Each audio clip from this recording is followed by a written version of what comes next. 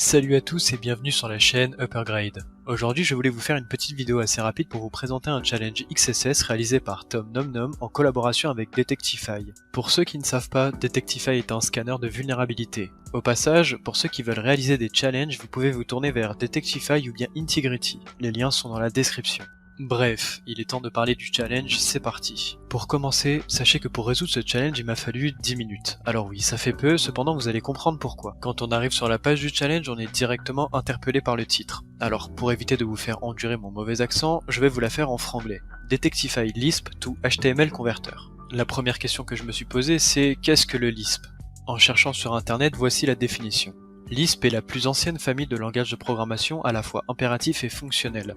Développé initialement en tant que modèle pratique pour représenter des programmes, il est devenu, dans les années 1970 et 80, un des langages de choix pour la recherche en intelligence artificielle. Bon, très bien, maintenant on sait que Lisp est grosso modo une famille de langages de programmation.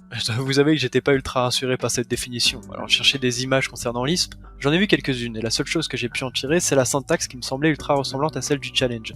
Et pour cause, c'est censé être du Lisp, qui est ensuite transformé en HTML. Autant vous dire que j'étais pas ultra emballé.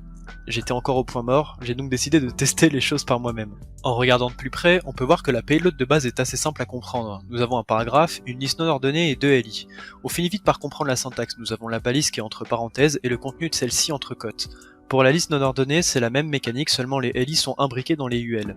Maintenant qu'on a connaissance de tout ça, nous allons tenter de modifier le paragraphe en mettant un simple H1. Et on peut voir que ça fonctionne. On pourrait tenter de mettre directement un payload qui va nous exécuter une alerte entre des balises script. Cependant, dans l'énoncé du challenge, il est écrit que seulement certaines balises sont autorisées. En cherchant un peu dans le code, on trouve effectivement un filtre avec différentes balises. Comme vous pouvez le voir, le filtre est assez explicite. Cependant, on se rend vite compte qu'il sert absolument à rien. Si on reprend l'exemple de notre UL, on voit que les LI sont imbriqués. Alors j'ai essayé d'imbriquer une balise filtrée dans le P. Et ça a fonctionné. Seul problème, la balise se referme directement. Mais elle est bien imbriquée dans le P. Alors instinctivement, j'ai voulu inverser la balise filtrée et imbriquer le P à l'intérieur. Et ça a encore fonctionné. Je pouvais créer n'importe quelle balise, et ce, si et seulement si une balise était imbriquée derrière, même si elle était vide.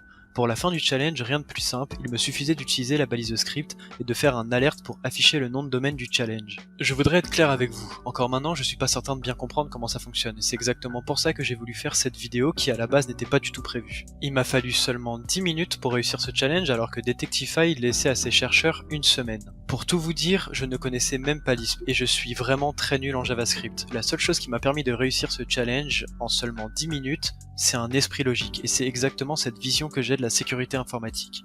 Il n'est pas toujours question de compétences pures et dures. Parfois il vous suffit simplement de vous poser, d'aller sur Google et de faire des recherches. C'est aussi simple que ça.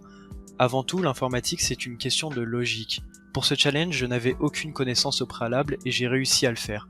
Et c'est exactement cette vision que j'ai envie de transmettre aux gens qui me regardent.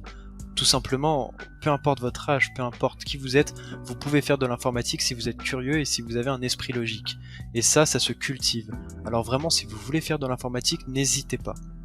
J'espère que cette vidéo vous aura plu. N'hésitez pas à me faire part quand même de votre avis dans les commentaires, car vraiment c'est un sujet qui m'intéresse. J'aimerais bien savoir ce que vous pensez.